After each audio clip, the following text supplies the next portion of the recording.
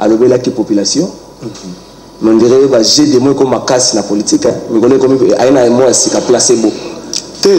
Au moni de fois, Bamoana, ils ont exprimé à cette souffrance au peuple congolais à Zaliko vivre actuellement.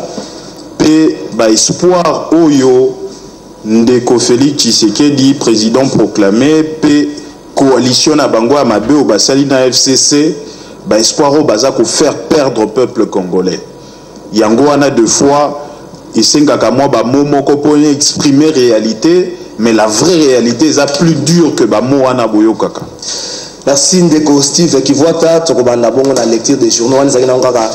Moi, avant vous, pour comprendre, la plateau peut penchant politique na Bongo. Nous avons forum des As ou titré La Mouka, les flous persistent.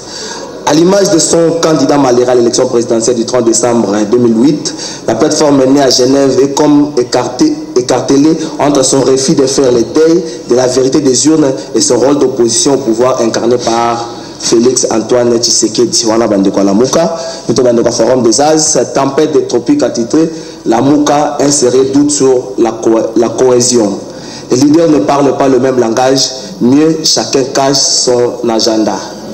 Voilà, tempête des tropiques, lutte contre la corruption et l'insécurité en RDC. Washington réitère son engagement.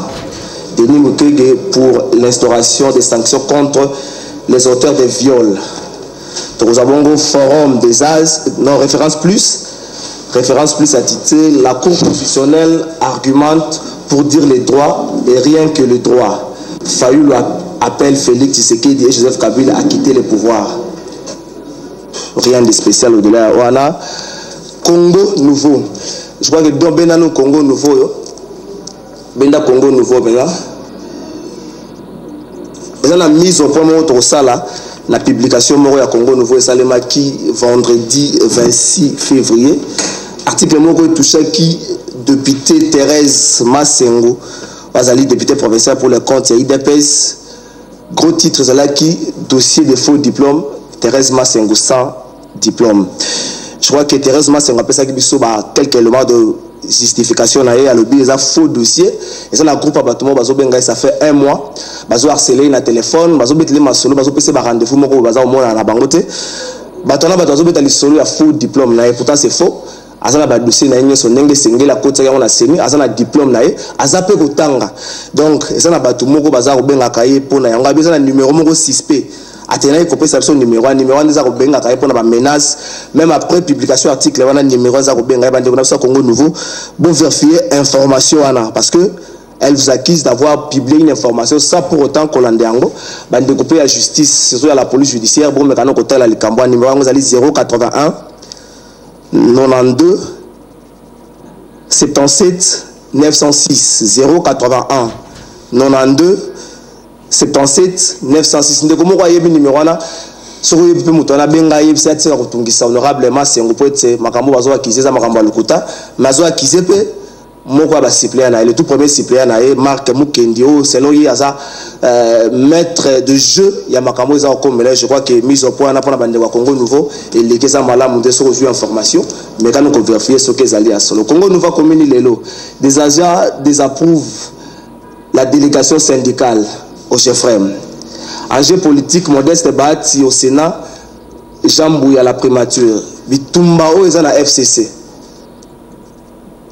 AFDC a le bien comportement de rappel perdre sa malamu. C'est pas l'ingénieur nyonso pour la bango moro. Bati que la bande monsieur le moro te. Et comportement moro baza ko décrire mingi bati beaucoup et le baza ba député pe belé. N'est pas perdre l'ingazo nyonso. Comme on dirait FCC wana za na click mo bato ba accompagner PPRD so mina kwa lingazo ba batikeliye so ki mabunda lingazo abo so ki chantier lingazo Kinshasa batikeliye za comportement ka FDC za ko décrier géopolice Godem Poyi avec la grâce de Dieu le soutien du peuple et la loi Kinshasa finit le règne de l'intouchable donc voilà Roger Ntinga za na prison donc ba intouchable le dossier na ba na Kinshasa je crois que ici mécanisme de suivi nomination stratégique d'Hubert Chiswaka. Mécanisme de suivi, il faut vérifier Moussa Lango te éviter Moussa Lango Mikolo sur le nini. Prospérité pour tous ceux qui lecture à journaux. Félix Tshisekedi les forces politiques alliées de l'IDPS réclament gratifié d'un certificat de mérite, Dr Moubia la reçoit le kit hospitalier de la fondation Wawendi. Transco, le DG Blackson Bonga envisage une couverture nationale avec le bus bien équipé. Ah, DG. Le bus, on a une saison concatée. Tu vas comment réclamer Belé, Transco comme partout. La question c'est de mon transport, sur l'occasion que nous avons en province. Parce que nous avons dit, moi, madame, ce que ça l'aime. On a une lecture à journaux. Les lots, tu remets à l'issolo, dossier à la Mouka. Avant de commencer un meeting, tu vas dans mon Mouka Sif qui vote parce que vous avez à la Mouka.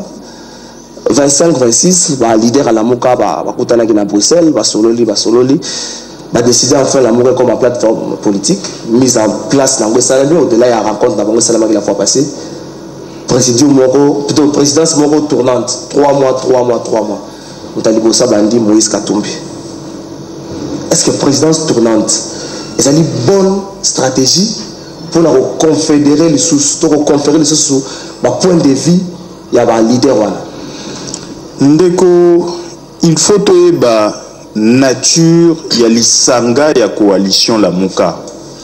Au moni coalition la Mouka, ils n'allient ni parti politique, ni regroupement politique, mais ils allient plateforme politique. Naba leader ya minene makasi. O bazali pe na ba grandes ambitions. O ba réussissa qui a kobimisa président légitime de Martin Fayoulou avec plus de 60%. Ko sanganana bango eza ko senga que autant unité ezala autant topé sabango espace moto na moto à la liberté na ye moto na moto moko ta s'imposer sur baninga bazala lisanga pour na intérêt à peuple congolais yango formule nde ba trouvaki liboso tozaki na conférence de leaders tango tozaki plateforme ezala ki organe ya likolo oyo avant décision ezwama il fallait ba leader basangana ya toyo yo organe ya likolo makasi babengi yango présidium toyo kana bien présidium ezali na 6 leaders bazali na kati wana ba grande décision ba orientation a minene ezwamaka par bango mais parmi bango tokozalaka na un parmi les égaux o babengi coordonnateur pe azaka kana duré à 3 mois pour na kolakisa que en réalité ba décision ezande bango lisanga moto bazwaka mais lokola bakoki kozanga motote il faut à chaque fois que moninga moko azui 3 mois après 6 mois marque de fabrique il faut biso peuple toyeba que ezali nouveauté oyebi que ba leader ba vandisa makamala mobongo te ba yokana pona kobunda bitumba ya peuple congolais parce que mboki eza na danger. On moni en face bango na autorité de morale na bango ndeko Kabila ndenge déjà bazali ko mela cash ezali dangereux parce que balingi bazongisa autorité morale na bango na élection présidentielle na second degré à travers révision constitutionnelle bandeko cash ndenge bazala non mais eye bani papa omoni eloko babengi PPRD toyebi ndenge bagisaka na 2001 tango PPRD botami baye kokutana na baninga na transition bameli ba cadre ya RCD na AMP et na ya MLC bamikomisi AMP na 2006 baye bameli ba cadre liso ba parti mususu bakomikomisi MP na 2011 baye bameli Palou bameli bandeko Chibala bameli bandeko Jean Lucien Boussa bamikomisi FCC obi bango balobaka te tovanda toza lisanga nzoka nde tango bokoti lisanga bongo bango nde bameli bino bozaka soucoupe ya autorité morale ndeko Kabila awa siko baza komela bandeko ya cash bango baza kokanisa ke baza lisanga nzoka nde baza komelama na bureau ya Assemblée nationale bapesi bango poste moko sur 6 ya alliance. Ce que ça lui calcule 1 sur 6, ils ont représenté 16%. Donc numériquement, bah melemi déjà. Deuxième chose, manière baza ko melema na ndenge ya kokamba politique. Omoni bato ya FCC okinde ko batite. Alobi ke bato ya PPRD o ezali noyau dur ya FCC. Bango mosana bango ezaka kozwa pouvoir nyonso ko pimela baninga. Yango wana basala ki opposition ba pimeli bango 2 postes. Ba pesi obemoko. Deuxièmement, système na bango ezaka ko écarter baninga, ba écartant de Adolphe Muzito, ba écartant de Kobemba, ba écartant de Katumbi, ndenge moko ba écartant de Thomas Lokondo, bango bato ya cash le quoi ba pesa ki bango moi premier vice président bango ba kota ta débat wana te ba biso to meki ko lo bato défendre ba principe ba risquer ba boto la biso ezande bongo nde bazai ko meleme na bato ya FCC lobby to koyoka que bakomi kombo moko FCC cash komi eloko moko sous autorité morale na bango ndeko Kabila ezali histoire eza ko be bongo donc bandeko na biso ya cash baza entrer à komeleme yango wana biso coalition la muka peuple merci ndenge boyaki ebele lobby parce que boza kolakisa que ceux qui vont soutenir coalition la muka te ndeko Kabila za kozonga souffrance ya peuple congolais aussi la leloté. Merci mon amboka Steve qui voit tout na mariage FCC cash et ça la communauté de communauté de biens réduits au saké ou bien communauté de biens universels. Celui qui tali des choses que là ma caméra ça mais cause la communauté de biens réduits au saké pour FCC ça juma ming cash ça na loko. Mbunda muta kozora la biloko yaki na ngwa avant. La biloko yaki na ngwa avant. FCC tala ba député national, tala ba député provinciaux, on dirait communauté de biens réduits au saké. Honorable John Kolela. Est-ce que dans la muka tant basana na Bruxelles va leader à la muka? C'est vrai, moi, je Steve qui voit dans le but, c'est basé dans le système à présidium avec coordinateur moko. Kobanda na Katumbi. Et là, il y a bangi pour ceux qui Katumbi te, mais les gens solo, ils ont avancé, ils ont yoka yokango, on dirait que les gens ont longana le bango, à s'allier na cash FCC. Couper sa Katumbi pouvoir monter le bosso. La bangi te Katumba qui m'a bango. Merci Ndeko Trésor, mais avant na pesa yano, na moto na oyotuni ngai. Ndeko Steve azoka bisangai makasi. Ndeko Steve na évité ceux qui ont prophète, ceux qui ont commis magicien pour prédire ni nezo ya diboso. C'est bien beau de parler, mais ne parler pas tout simplement parce qu'on a une bouche, mais il faut parler parce qu'il y a une raison derrière son cerveau qui est en train de tourner. Biso to sali alliance na biso. Toye ko tuna bino bo soutenir biso te. Biso to boyi bino, biso nde to kitaki Genève, to kiti to lobi ke botikala toke. To ça besoin na bino te.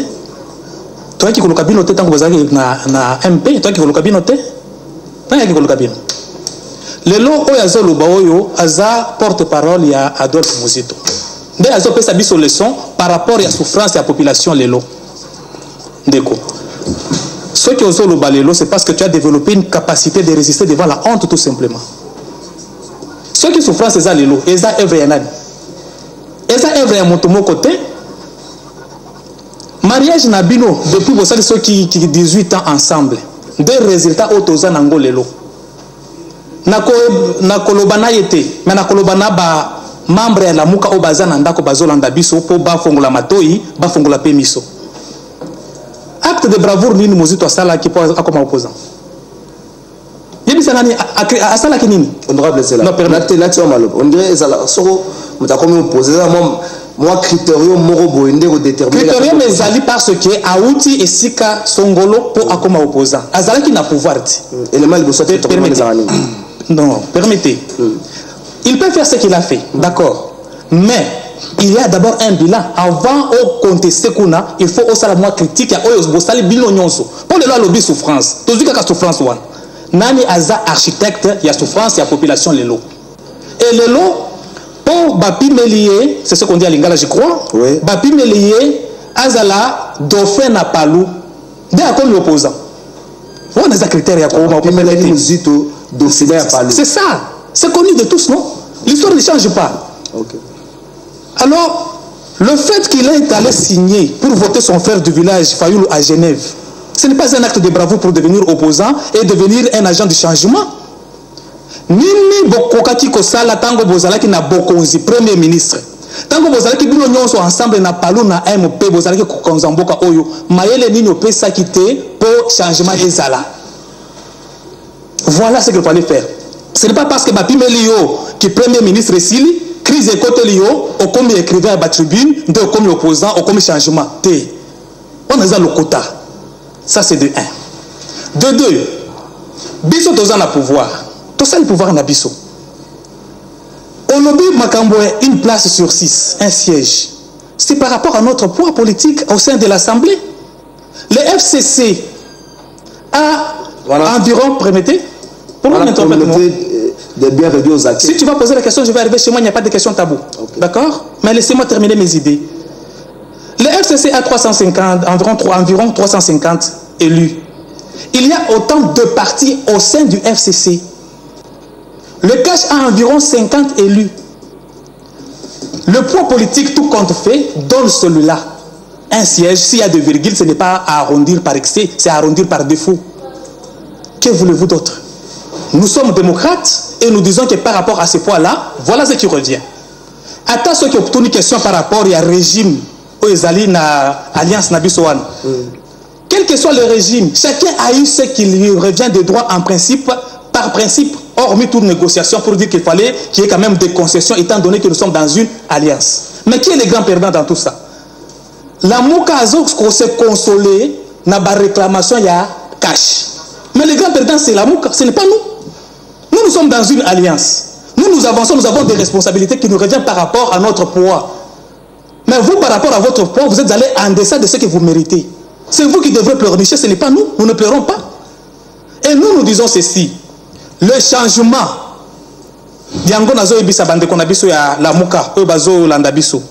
Est-ce que le changement, c'est le changement des individus?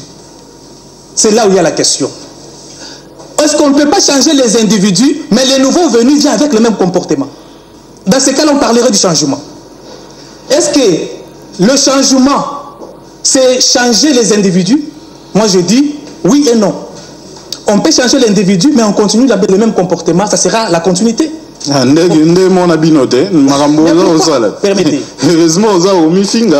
Écoutez-moi, pourquoi tu agis comme ça? Non, mais le bimingité, ils appellent tout. Mais le journaliste est là, non? Mais non, le journaliste, je lui accorde la parole. Merci beaucoup. Alors, on peut du respect, permettez encore. C'est moi qui ai la parole encore. Laissez-moi terminer, il ne faut pas intervenir parce qu'il a dit les choses. Vous appelez tant qu'on répondait dans ma Kamazoloba. Mais le bimingi, non, Tika 6 qu'on répondait. Honorable, vas-y. Juste, c'est quoi ça? Vous avez sécurisé, vas-y.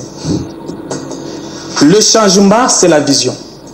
Le changement, c'est la conduite de la politique. On peut, avec le nouveau, faire la continuité, tout comme on peut, avec les anciens, faire le changement. Donc, c'est la vision du chef, c'est la manière de conduire la République, ce sont les sanctions, les comportements que les Mouzito et autres nous ont légués, tous parce qu'ils viennent tous de l'AMP, ça c'est une évidence. Ce que Pessinga Kombo ya membre moko leader, il y a la Mouka, nga na koyebisa nanya zalaiki na kata MP, et Denya Sali. Pessinga Kombo liboso na yebisa yo.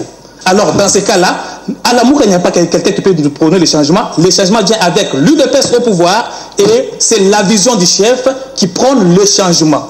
Les Congolais, nous sommes ensemble, bons ou mauvais, nous sommes Congolais, on est condamnés à cohabiter ensemble jusqu'à la fin du temps. Merci, honorable John Kolda. Alors, tu lui donnes autant de minutes, je lui accorde 1 minute dans des minutes que tu vas m'accorder autrefois. Non, tout s'est calmé. Les politiciens congolais, très souvent, il faut soigner Maramoni Bourolobara. Son Lingoloba, il faut tourner langue. Je me rappelle encore, décembre, si j'ai bonne mémoire, décembre 2007, mon amboka Jean-Marc Kabunda, le Bissoki, Joseph Kabila Zara, président en 2018, une politique. Mais le second temps, intervention, Jean-Marc Kabunda, qu'on vantait Joseph Kabila, tu évites est-ce que Zara politique, tout soninde, et si la bisso. La bannière na biso d'un peu partout, même Israël Moutombo, Tata Malong, qui s'en va répondre, na libala. Il y a FCC, na cash, c'est un régime de bien nini. La communauté de bien réduit aux acquis. Mais en quoi le régime est un problème? D'abord, il y a ma parler de ça. En quoi le régime est un problème? Honorable, s'il vous plaît. Et la communauté universelle. Et ça ligne.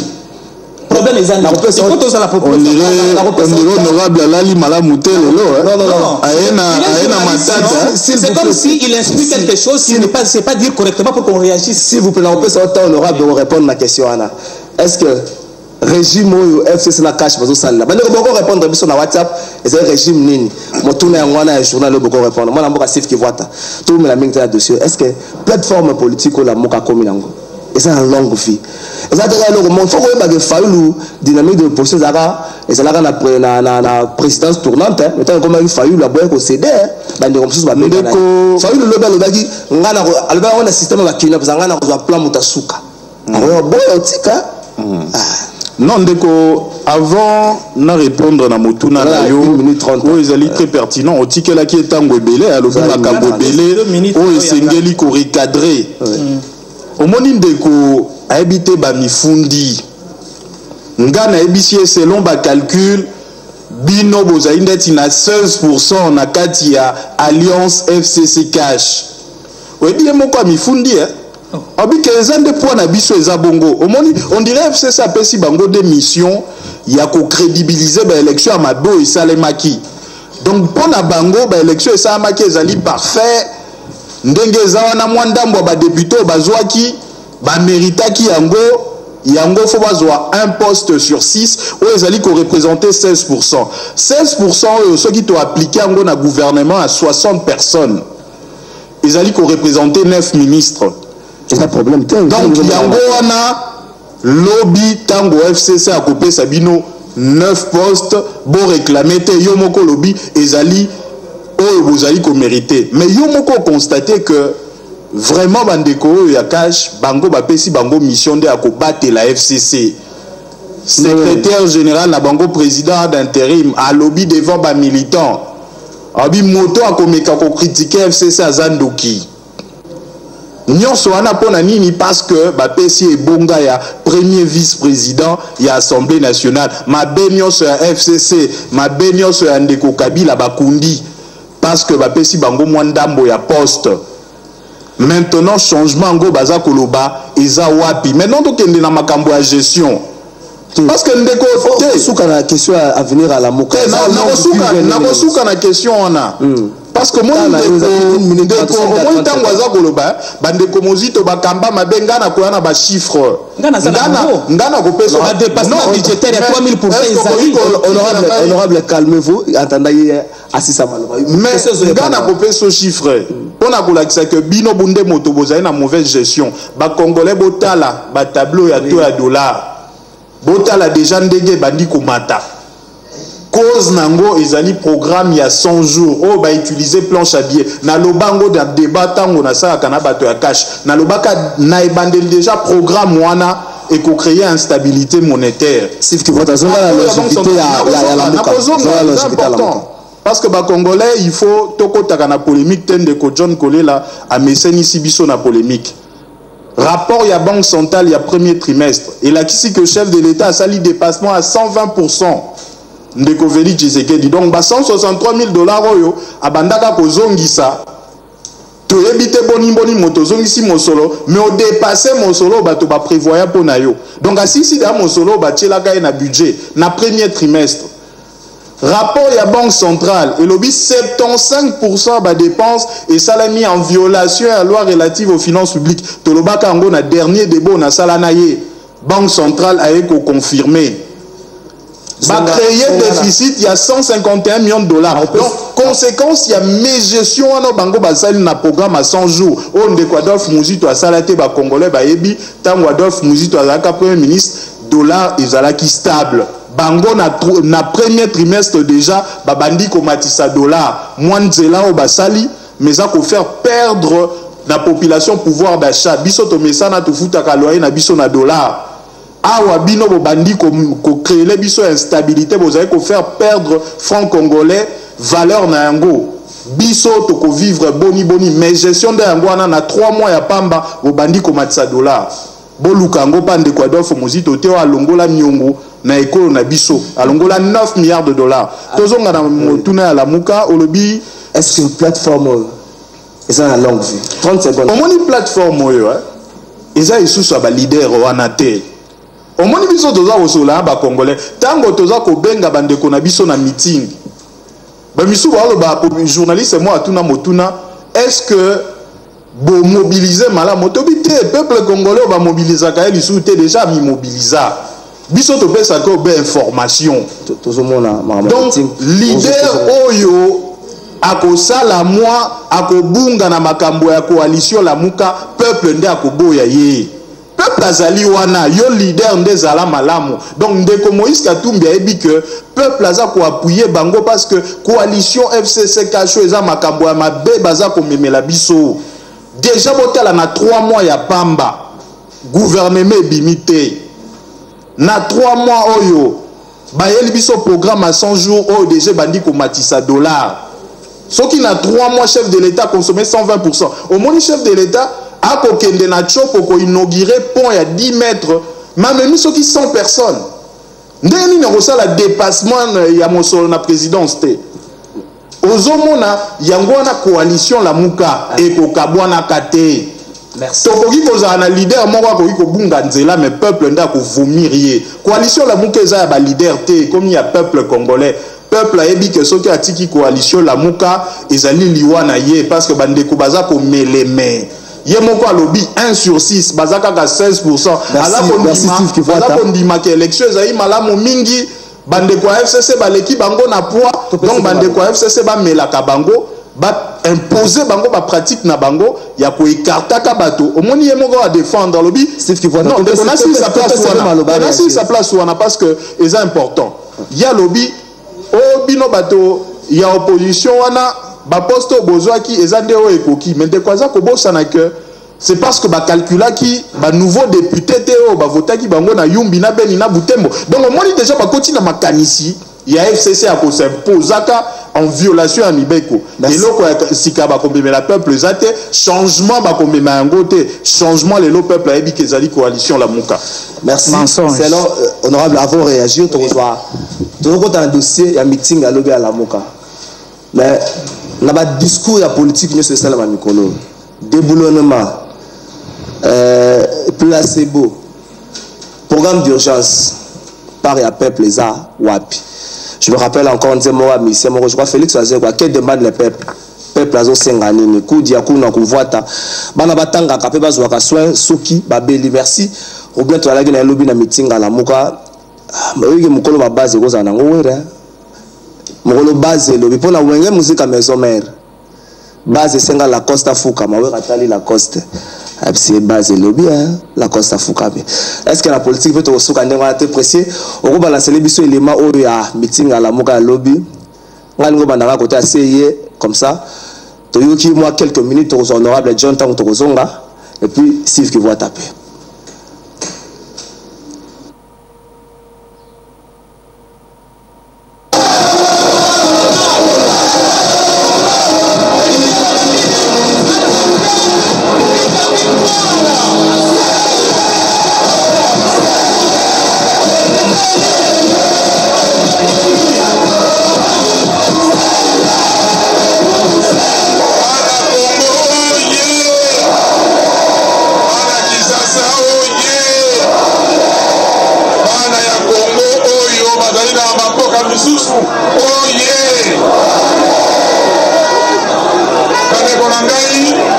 Nasali Mobembo Tolongwea wana Kisasa le 8 mars tokomi na Bruxelles le 9 bandeko bayebi biso na Boboto Tolongwe Bruxelles toke Genève Tolongwe Genève kuna pe bayebi biso malamu toye na Paris bayebi biso ndenge bayambana no mokonzi moko te ya Afrika.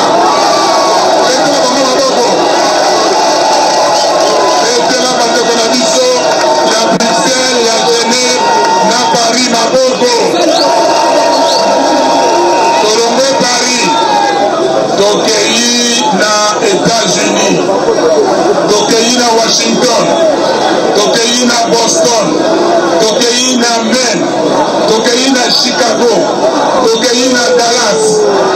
Tosali ba meeting ebele na ba président mususu ya Afrique.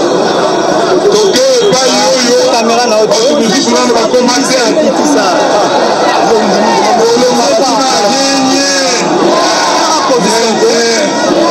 Tozoki na Bruxelles, Paris, Lisusu, toke na Londres, tokomi na Londres, tokei ti epai oyo ekokutana balobi na ngai awa yo yewa mobutu une semaine avant de pouvoir azalaka awa oyoki ngai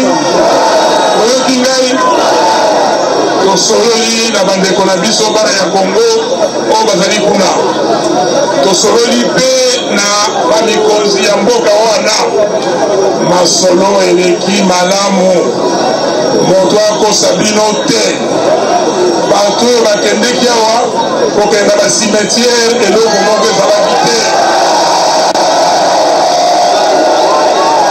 na simetiere ya basoda oyo babetaka fanfare. Et donc sous kanami et oui soki mosengo asali voyage na Vatican mais c'est la raté ba bité que messe à 6h et kozanga ba bité que messe à 11h messe à 9h pe kozanga te robe nanga pour zongo mokolo ya lobby. Merci na bino boza belé boza kolanda bosolo na politique honorable John Kolela Steve Kivuata ande ba invité na biso ya mokolo lelo. Honorable John Kolela, je sais que vous répondez na maloba Steve Kivuata lobby. Félix Tshisekedi placebo ana pouvoir ya kosala eloko moko te ye moko. Kabila kati na ye naza ko décider. C'est trop fort à propos à Fayoulou. D'abord, je félicite, je salue d'abord Martin Fayoulou qui fut membre de mon groupe parlementaire dont j'étais porte-parole. Oui. Et je connais l'homme et je sais comment il joue. Oui. Ce n'est pas la première fois qu'il s'accroche à quelque chose et qu'il veut arriver même s'il ne le mérite pas. Parce que même au sein du groupe parlementaire, étant seul député, il voulait être chef du groupe pour être président du groupe. Ah, ok. Merci beaucoup pour les rappels. Awa Nazo, rebondir d'abord, premièrement, concernant la crédibilité à l'élection. Ce qui n'a pas justification mosusu pour prouver le contraire.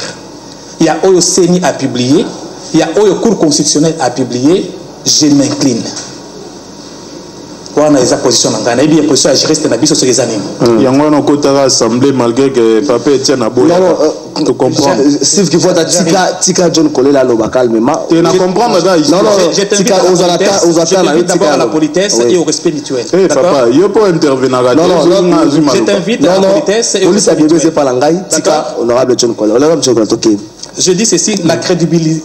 Je suis entré au Parlement. J'assume, même si c'était à refaire, je devrais faire la même chose. Ouais. Je te l'ai dit, j'ai déjà dit ça au parti. Et Omar est pris au parti parce que j'ai dit ça.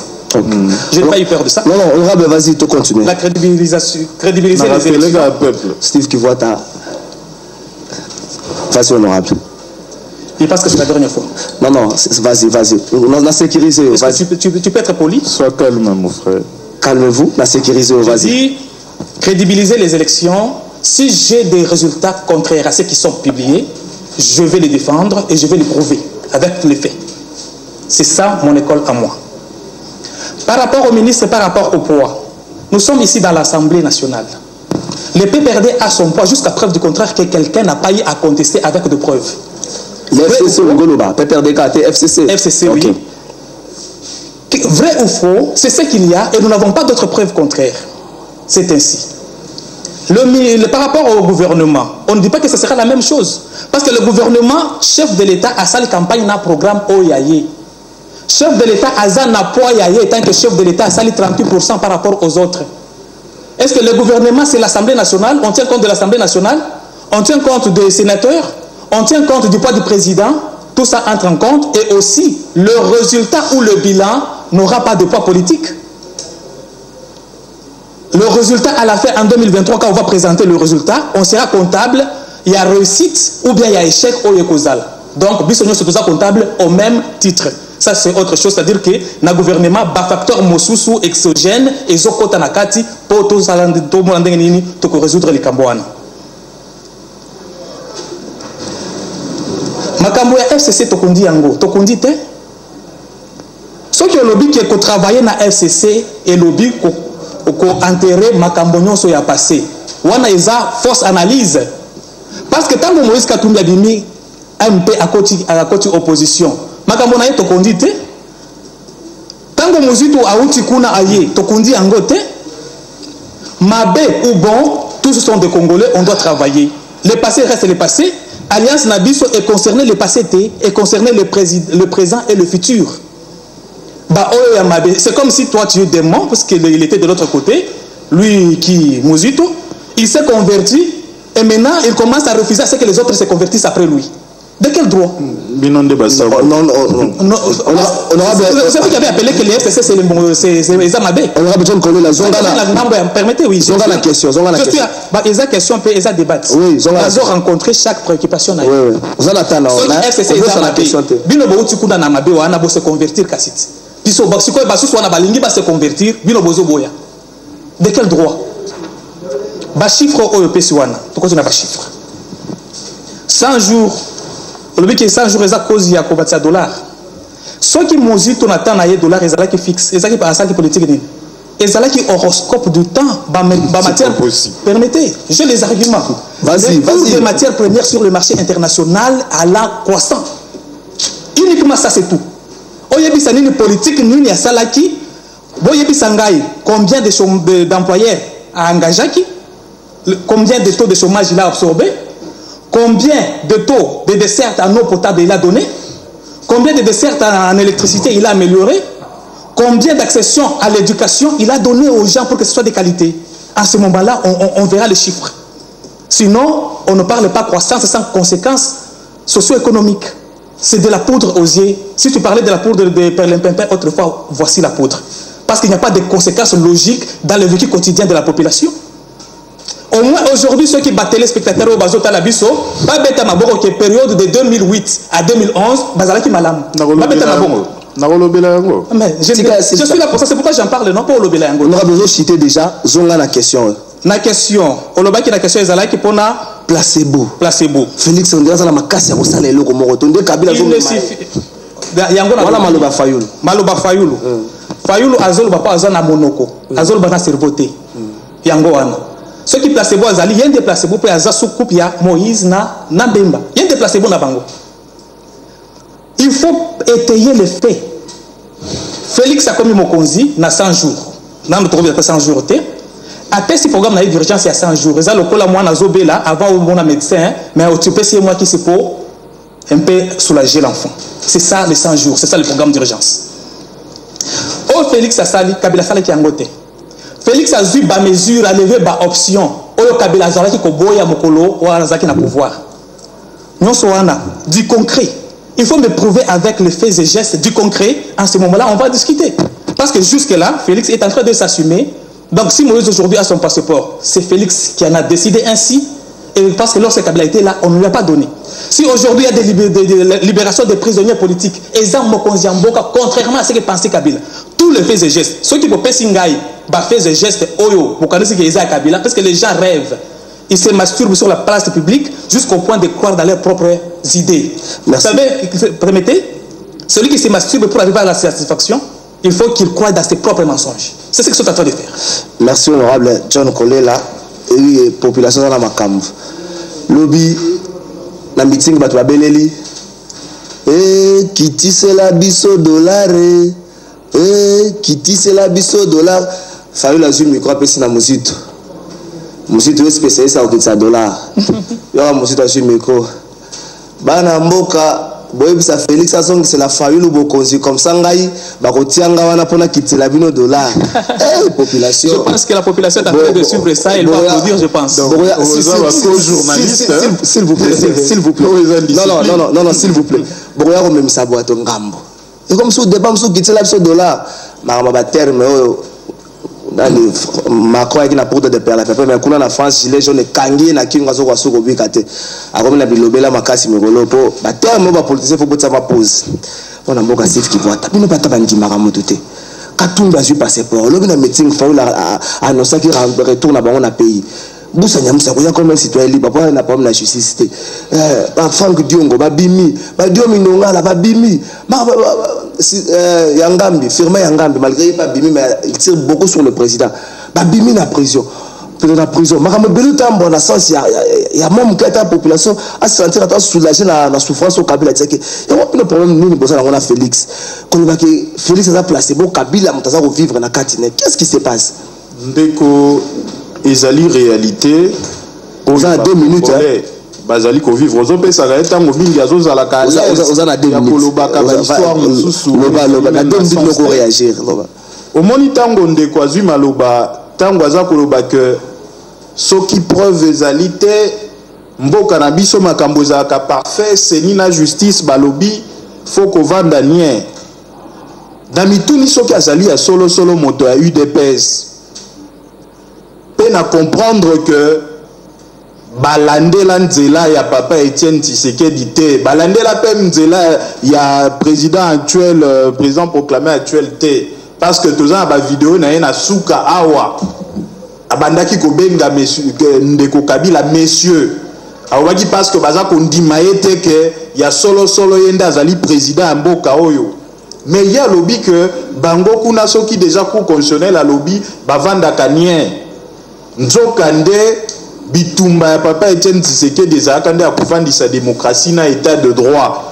pour que ba institution na biso ba bakabo solo oyo peuple asaka na maponami yangwana na comprendre pourquoi ndeko malgré que papa était Tshisekedi a ça bango kota parlementaire ndeko akota ozozonga na likambo mingi il faut bozongela ngo pona kolakisa que ndeko mandat est aussi là déjà ezalaka kokota na pouvoir mais biso bitumba na biso ezali ke ba institution fonctionner ndenge peuple alingi yango wana lelo bazali ko appuyer FCC kolakisa que FCC azali ko mériter nyonso ya zui mais biso tozali ko mema bango na nzela ya peuple ya kolakisa bango ke baningo ya FCC ba se convertir le même pratique yango wana bakolatisa bino lelo yango wana bo s'imposer boboyi kopesa ba opposant 2 postes na bango na bureau lelo yango wana bondimi boboyi compétition candidat unique mais de Congo on dirait tant na ngazo ke na lomba ya zo attend zo raconter ba histoire il faut na zongi sana nzela vas-y loba na rappelle oka 1 minute lelo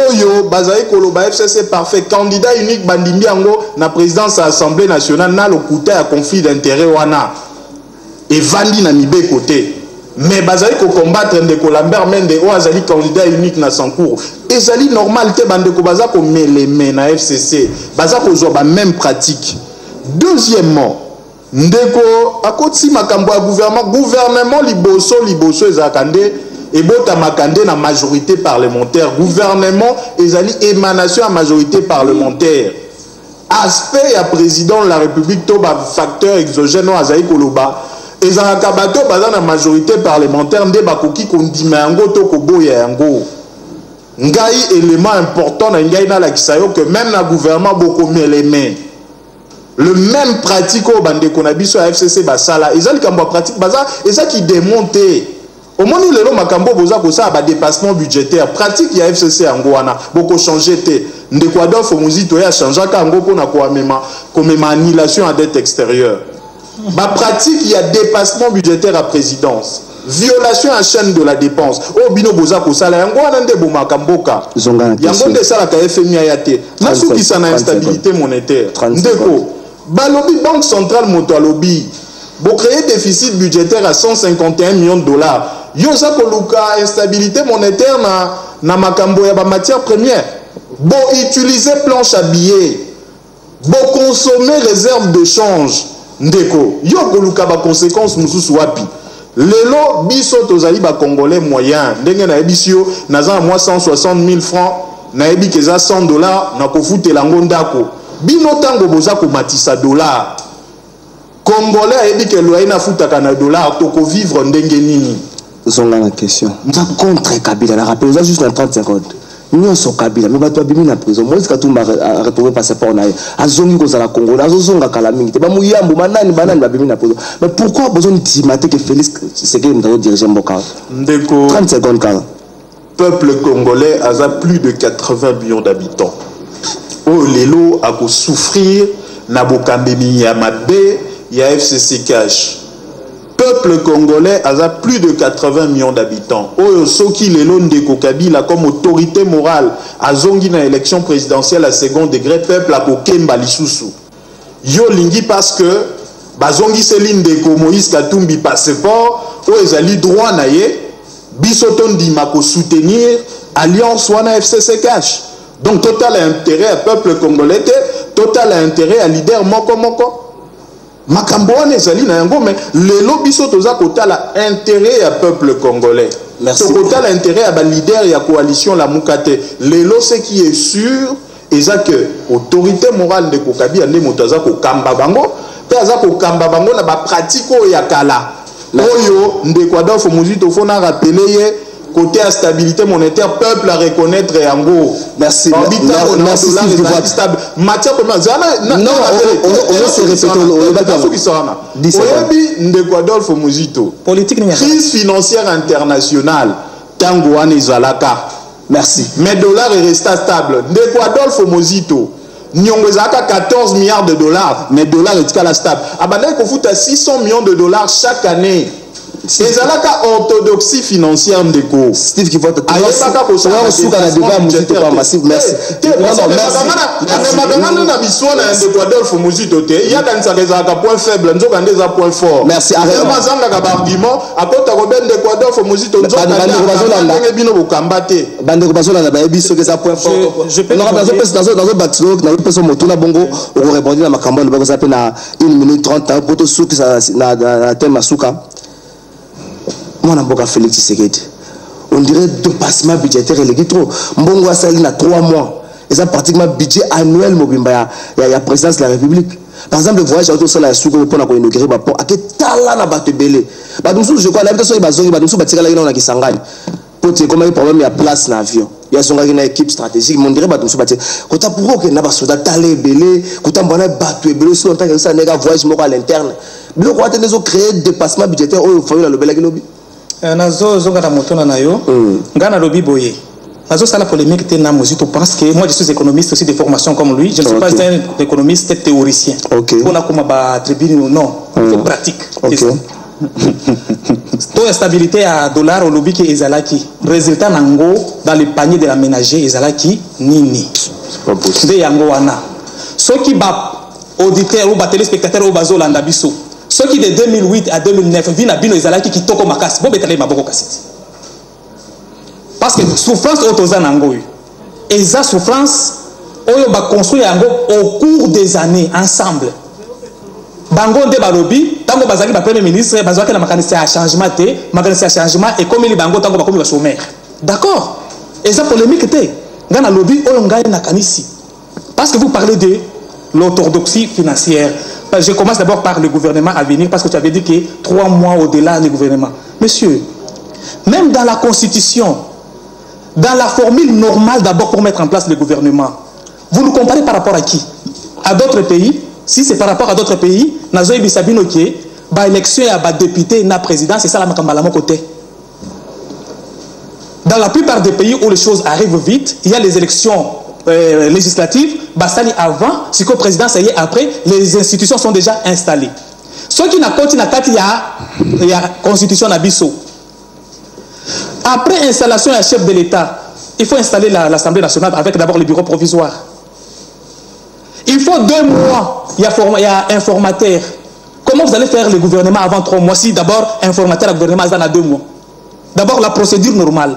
Voilà pourquoi, et en 2006 et en 2011, le gouvernement n'est pas sorti 5 mois avant. Je ne parle pas seulement de l'installation du gouvernement, même du Premier ministre, parce que pour avoir le Premier ministre, il faut que l'informateur d'abord termine en principe, je parle du principe, termine son travail. C'est-à-dire, même constitutionnellement parlant, on ne peut pas avoir, à moins que la majorité soit... À moins que la majorité ait bana avant. Parce que l'informateur a déjà 2 mois. C'est que d'abord, c'est au-delà de 2 mois ou 3 mois qu'il faut agir. Ça, c'est la conséquence logique. Il dit que parce qu'on appelait Kabila monsieur. Mais monsieur, c'est-à-dire quoi? Ça vient de Monseigneur. C'est avec beaucoup de respect. Moi, je souhaiterais qu'on m'appelle monsieur. Au moins, c'est un problème de français peut-être. Il parle de la majorité. Le gouvernement central, ils ont un dépassement, ils ont des choses différentes. Par rapport à dépassement, il y a CAP, il y a Banque centrale, il y a Gohan. Bila Tibala, ça m'intéresse. Ça peut être positif, négatif. Sur l'élection. Non, je dis ceci. Bila Tibala, positif, négatif, ça ne m'intéresse pas. C'est à la population de juger. Merci. Par rapport, il y a procédure, il y a gouvernement. Ce qui maximum est à 60 jours. Il y a un maximum. 60 jours. Mais ce qui est priorité à peuple.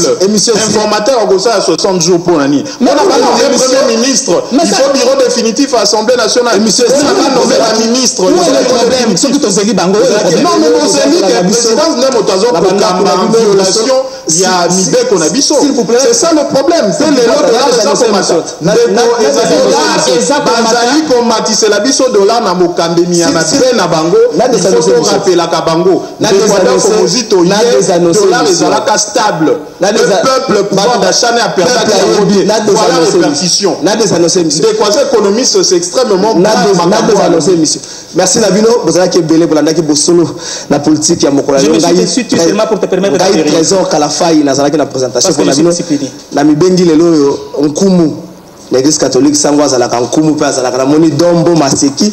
Merci na grâce, merci na précieux Mouyoko, merci na fille Alungé, la directeur technique, merci na directeur général d'Africa Télévision Patrick Moukadi, merci na bino bozalaki belé kolanda boso na politique à Mokola lelo, merci na Israël Mutombo sika zwami na Chine. Ba bise message mo na Chinois ba ba yoka ba interpréter pour na baninga bu commettre na groupe WhatsApp ya boso na politique. Na traduit pour na bino Mokola lobi mi Cécilie Bokende Bovanda na Boboto. Merci.